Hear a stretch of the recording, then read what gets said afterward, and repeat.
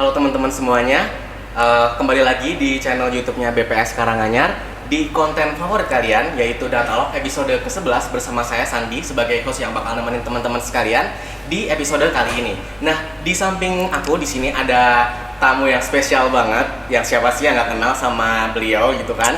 Ada Mas Chandra. Halo Mas Chandra, apa kabar? Halo Mas Sandi, baik sekali kabar ini. Oke. Mungkin sebelum mulai ngobrol-ngobrol lebih jauh nih Mas, boleh memperkenalkan diri dulu silakan.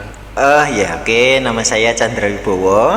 Saya dari BPS Kabupaten Karanganyar di bagian fungsi distribusi Mas Sandi. Oke, siap. Jadi Mas Chandra sudah bertahun-tahun ya Mas di BPS Karanganyar di bagian fungsi distribusi. Nah, teman-teman, di episode kali ini kita bakalan bahas topik yang menarik banget. Karena apa? Karena topiknya ini relate banget gitu sama kehidupan sehari-hari kita, yaitu topik pariwisata, khususnya tentang hotel dan akomodasi yang ada di Kabupaten Karanganyar. Nah, seperti yang kita tahu ya teman-teman, Kabupaten Karanganyar ini menjadi tempat wisata yang memang favorit banget ya. Dari seluruh Indonesia pun juga sering banget nih main-main mungkin ke salah satu kecamatan di Kabupaten Karanganyar, yaitu Kecamatan Tawangmangu. Karena memang keindahan dan budayanya yang sangat beragam di Kabupaten Karanganyar yang luar biasa ini. Nah, tentunya ngobrolin tentang pariwisata pasti nggak jauh-jauh banget kan dari yang namanya hotel dan akomodasi. Apalagi di zaman sekarang ini memang banyak juga nih ngetren banget nih orang-orang yang cuman berlibur ke hotel doang, yang namanya staycation ya kan. Nah, makanya penting banget buat kita untuk tahu lebih lanjut tentang hotel dan akomodasi yang ada di Kabupaten Karanganyar ini. Pertama-tama nih, aku mau nanya dulu nih Mas, menurut Mas Chandra sendiri, apa sih sebenarnya pentingnya usaha akomodasi? Penting banget Mas Sandi. Jadi sekarang ini kan seperti kita tahu kan, banyak orang upload di feed Instagram, baik reels maupun postingan. Mereka itu kayak wisata kemana, pergian kemana. Jadi semakin merebaknya kondisi pariwisata di Indonesia, terutama di Kabupaten Karanganyar, dan seperti yang Mas Andi bilang tadi di Kecamatan Tawangmangu itu semakin pesat Mas Andi. Jadi dengan adanya sektor pariwisata yang semakin berkembang pesat, itu mengakibatkan sektor-sektor ekonomi di bagian lainnya itu juga ikut bergerak. Jadi contohnya seperti perdagangan, terus transportasi, terus hotel, tempat penginapan lain dan lain sebagainya itu ikut bergerak. Jadi dari yang besar sampai yang kecil itu turut bergerak seiring dengan bergeraknya sektor pariwisata. Begitu Mas Andi. Wah, luar biasa ya Mas. Memang berarti usaha akomodasi ini penting banget ya teman-teman. Nah, tapi mungkin banyak teman-teman yang belum terlalu familiar gitu Mas tentang akomodasi itu sendiri. Jadi kita tuh perlu tahu apa sih sebenarnya yang ada di dalam akomodasi itu sendiri.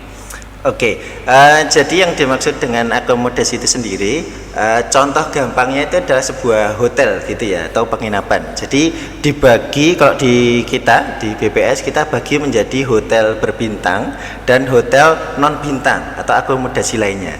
Jadi yang hotel bintang itu nanti ada hotel bintang 1, 2, 3, 4, 5 seperti biasanya.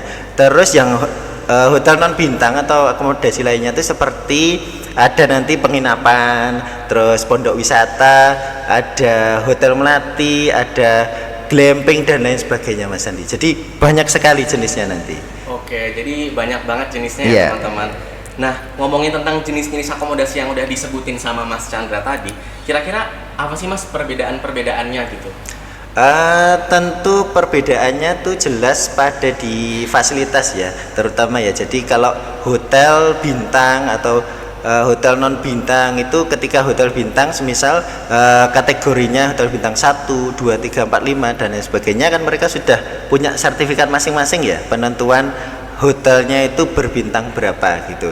Nah, terus ada juga kayak fasilitas seperti restoran yang mereka kelola sendiri, atau mungkin fasilitas-fasilitas tertentu yang mereka kelola sendiri baik di dalam hotel maupun di luar hotel, sehingga bisa menentukan sebuah hotel itu nanti masuknya ke kategori bintang 1, 2, 3, 4, 5 dan lain sebagainya. Nah, kemudian yang non bintang itu dalam arti gampangnya itu lebih versi lebih lightnya lah dari hotel bintang gitu nggih. Jadi kayak misal seperti penginapan remaja zaman sekarang gitu, homestay, terus kayak hotel melati, pondok wisata, nah dan semacamnya seperti itu yang dimasukkan ke dalam akomodasi non bintang atau lainnya begitu. Oke, jadi ada dua ya teman-teman, ada hotel bintang dan juga ada akomodasi yang lainnya. Yes, gitu ya, betul. Nah, ternyata begitu ya teman-teman perbedaannya. Kalau di Kabupaten Karanganyar sendiri nih Mas, ada berapa sih jumlah perusahaan atau usaha jasa akomodasi itu sendiri? Kebetulan kalau Karanganyar itu termasuk yang terbanyak juga ya di Jawa Tengah ya. Jadi 10 kabupaten kota terbanyak yang memiliki hotel atau penginapan di sebuah kabupaten. Jadi di Karanganyar sendiri itu terdapat, kalau kondisi tahun 2023 Mas Andi, itu sekitar 188 perusahaan akomodasi. Jadi terbagi ya, jadi ada 12 hotel bintang dan kemudian ada sisanya 176 hotel non bintang yang terbagi menjadi ada penginapan, pondok wisata dan lain sebagainya yang saya sebutkan tadi Mas Andi. Oke, gitu. Informasi yang luar biasa banget ya teman-teman. Iya. Nah, jadi memang banyak banget ya hotel yang ada di Kabupaten Karanganyar itu, apalagi hotel non bintangnya tadi ya Mas, sebanyak Yes, 176, betul. luar biasa ya Kabupaten Karanganyar. Nah, hotel-hotel sebanyak itu tersebar di mana aja sih Mas kira-kira?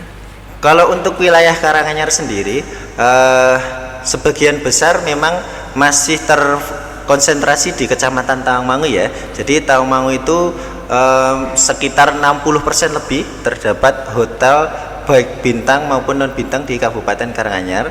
Terus kemudian ada juga di Kecamatan Colomadu. Colomadu itu kebanyakan diisi oleh hotel-hotel berbintang. Kemudian ada hotel non bintang yang kekinian Mas Andi. Jadi ada kayak resort, mini resort gitu dan lain sebagainya. Kemudian di kecamatan lain itu seperti daerah Ngargoyoso, jadi daerah-daerah wisata, ya namanya juga daerah wisata ya. Jadi di situ mulai bergerak adanya wisata, adanya penginapan, adanya orang jualan dan lain sebagainya dari yang level kecil sampai level besar ada. Jadi kebanyakan di daerah yang wilayahnya ada wisata, di situ pasti terdapat banyak hotel atau penginapan yang dibuat oleh masyarakat Karanganyar maupun di luar Karanganyar. Sisanya di kecamatan lain beberapa ada yang terdapat 1-2 hotel begitu Mas Sandi. Oke, jadi memang lebih terkonsentrasi di beberapa kecamatan ya Mas. Jadi setiap kecamatan tuh banyak ada akomodasinya. Oke, berarti kecamatan yang paling banyak usaha akomodasinya tadi Kecamatan Tawangmangu ya, iya betul. Oke, karena memang tempat wisata dan keberadaan hotel dan jasa akomodasi sangat mendukung perekonomian yang berada di sana, terutama di sisi pariwisatanya. Karena posisinya strategis dalam pariwisata nih, penting banget kan buat kita tahu gimana sih perkembangan dari usaha akomodasi sendiri. Gimana sih Mas cara kita tahu kira-kira dari angka apa kita bisa tahu usaha akomodasi di Kabupaten Karanganyar tuh meningkat, menurun atau stagnan begitu? Oh iya, oke.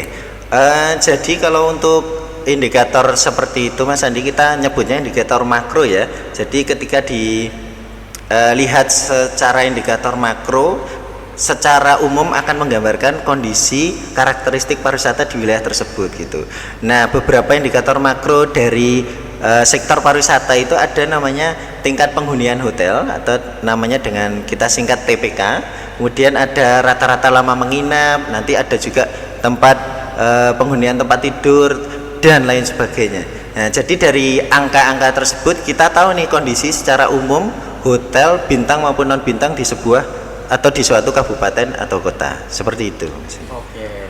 Nah, kalau di Kabupaten Karanganyar sendiri gimana Mas? Kondisi usaha akomodasinya dari indikator-indikator yang udah disebutin tadi Mas. Oh iya, kalau untuk tahun 2023 kita Karanganyar ini pokoknya semenjak COVID itu kita sering mengalami kenaikan Mas Andi.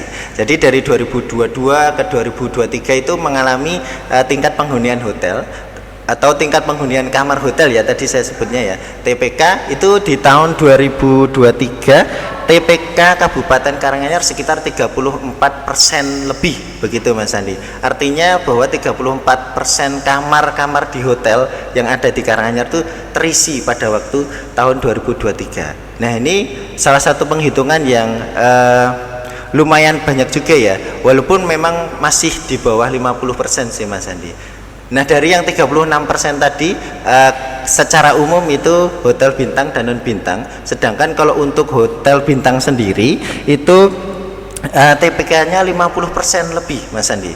Jadi maksudnya 50% itu separuh lebih kamar hotel itu terisi selama waktu tahun 2023. Sedangkan untuk hotel non bintang sendiri itu TPK-nya sekitar 25%, 24 sekian persen ya, 25 lah gitu ya, 25%, artinya seperempat bagian dari kamar hotel itu terisi oleh tamu-tamu yang menginap di Kabupaten Karanganyar. Terus kemudian rata-rata orang menginap di Kabupaten Karanganyar, di hotel-hotel Kabupaten Karanganyar itu berkisar antara 1 sampai 2 malam. Jadi kalau kita di indikator kita namanya adalah RLM, rata-rata lama menginap, itu menunjukkan di angka 1,19 hari. Artinya adalah 1 sampai 2 hari tamu-tamu itu menginap di hotel-hotel Karanganyar, seperti itu. Itu untuk keseluruhan ya. Jadi nanti ketika di breakdown hotel bintang dan non bintang, kalau hotel bintang itu cenderung orang lebih lama menginap di hotel bintang ketimbang di non bintang ya, mungkin karena ketersediaan fasilitas dan lain sebagainya ya Mas Andi ya. Jadi ketika RLM di hotel bintang itu angkanya adalah sekitar 1,38. Terus kemudian untuk yang non bintang sekitar 1,02 hari. Ya memang kalau hotel non bintang itu cenderung 1 malam udah keluar, 1 malam udah keluar gitu. Tapi kalau hotel bintang itu 1 sampai 2 hari, seperti itu Mas Andi. Oke, jadi luar biasa ya teman-teman, dari data yang sudah dikumpulkan sama BPS kita bisa melihat ya perekonomian dan yang dilihat dari pariwisata di Karanganyar tuh gimana gitu ya Mas. Ini sangat menarik banget sih Mas untuk terus digali dan ditingkatkan, apalagi oleh pemerintah, peneliti dan juga kalangan-kalangan yang lainnya. Yeah. Nah, pastinya peran BPS di sini penting banget ya Mas dalam mengumpulkan data gitu. Nah, kira-kira gimana sih Mas? Boleh diceritakan nggak bagaimana caranya BPS melakukan pengumpulan data-data tentang usaha akomodasi tersebut sehingga bisa memperoleh data yang berkualitas gitu Mas? Oke, jadi kita di BPS Kabupaten Karanganyar itu mengadakan survei namanya survei VHTS Mas Andi. Jadi survei akomodasi setiap bulan. Jadi ada beberapa hotel kan, tadi ada 188 hotel di Karanganyar, itu kita pilih sampel sebanyak 80-an hotel lah, 80-an hotel dari 188 hotel yang ada di Karanganyar. Jadi untuk yang hotel bintang itu kita mendata semuanya atau kita sensus semuanya sebanyak 12 hotel bintang tadi ya. Terus kemudian sisanya itu sekitar 70-an sampel itu adalah sampel hotel non bintang. Ada villa, ada pondok wisata, ada penginapan dan lain sebagainya. Nah dari 80-an sampel ini Mas Andi, kita kumpulkan datanya itu setiap bulan. Datanya itu berkisar tentang jumlah kamar, jumlah tempat tidur, jumlah tamu, kemudian jumlah kamar terjual, jumlah tamu masuk, jumlah tamu keluar dan lain sebagainya. Nah dari data-data yang kita kumpulkan setiap bulan itu akan kita hitung. Setiap bulannya itu akan mengeluarkan indikator TPK, RLM, TPGK, TPTT itu setiap bulan. Nah, ketika kita sudah rekap terus satu bulan sampai dengan 1 tahun penuh, itu akan menghasilkan indikator tahunan. Yang secara umum yang kita bicarakan tadi sebelumnya nanti adalah TPK pada tahun 2024 misalnya atau 2025, RLM 2024 atau 2025 dan lain sebagainya. Jadi dari survei itu kita mendapat gambaran secara makro ya, jadi bukan secara mikro ini hotel apa enggak, tapi kita sajikan secara makro. Di Karanganyar ada berapa hotel, tingkat penghuniannya berapa, rata-rata lama menginap berapa dan lain sebagainya. Jadi untuk pemerintah setempat atau mungkin stakeholder lainnya itu bisa mengetahui ketika ingin membuat kebijakan. Oh misal Karanganyar tingkat penghuniannya 50%, wah perlu ditingkatkan lagi dengan cara apa dan lain sebagainya. Atau mungkin mahasiswa yang mau skripsian bisa mengambil datanya di BPS atau meminta di BPS manapun yang tergantung penelitiannya di mana. Seperti itu Mas Andi. Oke, luar biasa. BPS memang udah keren banget ya Mas Chandra. Dalam mengumpulkan data ini, BPS itu sangat krusial teman-teman perannya. Karena memang data-data yang digunakan tadi banyak sekali yang menggunakan terutama untuk kebijakan pemerintah yang sangat berperan gitu di masyarakat gitu ya Mas Chandra. Nah, kira-kira ini pertanyaan terakhir nih Mas Chandra. Kira-kira apa sih harapan dari Mas Chandra sendiri untuk data yang disediakan oleh BPS dan mungkin BPS Kabupaten Karanganyar sendiri gitu Mas? Harapan kami sebenarnya tidak terlalu muluk-muluk ya Mas Andi ya. Jadi ketika kita sudah mengeluarkan sebuah data, ketika data itu sudah digunakan dengan baik sebagai satu bahan perencanaan atau pedoman dalam pemerintah itu mengambil kebijakan, entah kebijakan mikro maupun makro, itu sudah menjadi kepuasan tersendiri untuk kami khususnya BPS Kabupaten Karanganyar. Selain itu juga harapan kami seiring dengan berkembangnya zaman dan teknologi, kita berharap juga nanti pengumpulan data hotel seperti ini juga dapat dilakukan secara lebih luas lagi respondennya Mas Andi, mungkin lebih banyak responden lagi, bahkan harapannya adalah keseluruhan hotel. Akan tetapi bisa dilakukan sendiri atau mandiri oleh hotel atau responden tersebut melalui website bisa, atau mungkin wawancara langsung atau melalui aplikasi kami begitu. Jadi banyaklah harapan kami untuk meningkatkan kualitas data. Semakin tahun semakin waktu kita selalu meningkatkan cara-cara pengumpulan data dan pengeluaran data itu menjadi lebih berkualitas. Seperti itu Mas Andi. Oke, terima kasih Mas Chandra buat harapannya nih teman-teman. Memang keren banget ya BPS Kabupaten Karanganyar, luar biasa dengan Mas Chandra nih sebagai salah satu patokannya ya kan. Jadi teman-teman, usaha akomodasi itu sangat penting banget ya buat perkembangan pariwisata, bukan cuma untuk meningkatkan penerimaan devisa negara, tapi juga untuk menciptakan lapangan pekerjaan dan juga mendukung sektor-sektor ekonomi lainnya. Dalam hal ini BPS berperan penting banget nih dalam mengumpulkan data akomodasi tersebut melalui survei PHTS yang dilakukan setiap bulan ya Mas. Iya, betul. Nah, berarti otomatis memang data yang dikumpulkan BPS ini nggak cuma asal-asalan ya teman-teman, tapi dengan proses yang cukup kompleks, dilakukan setiap bulan dan juga diagregasi untuk setiap tahunnya. Dan maka dari itu semoga data yang disediakan oleh BPS ini dengan jerit payahnya bisa dioptimalkan penggunaannya oleh masyarakat dan pemerintah dan juga seluruh stakeholder yang ada gitu ya. Baiklah, mungkin mungkin satu hal lagi yang penting nih teman-teman. Teman-teman kalau misalkan mau ngepoin tentang data-data yang lebih lanjut yang tidak sempat kita bahas di podcast kali ini, bisa banget mengunjungin websitenya BPS Karanganyar di karanganyarcup.bps.go.id. Ada 2 publikasi yang baru saja dirilis, yaitu publikasi Direktori Hotel dan Akomodasi Lainnya Kabupaten Karanganyar tahun 2024 dan juga publikasi Statistik Tingkat Penghunian Kamar Hotel Kabupaten Karanganyar tahun 2023. Begitu, bisa teman-teman cek di websitenya BPS Kabupaten Karanganyar. Oke, mungkin cukup sekian dari saya sebagai host di episode 11 Datalog kali ini, dan juga terima kasih banyak buat Mas Chandra atas kesempatannya di episode kali ini untuk sharing-sharing bareng sama kita tentang kondisi hotel dan akomodasi di Kabupaten Karanganyar. Dan see you on the next episode di Datalog selanjutnya. Oke, terima kasih teman-teman. Bye-bye.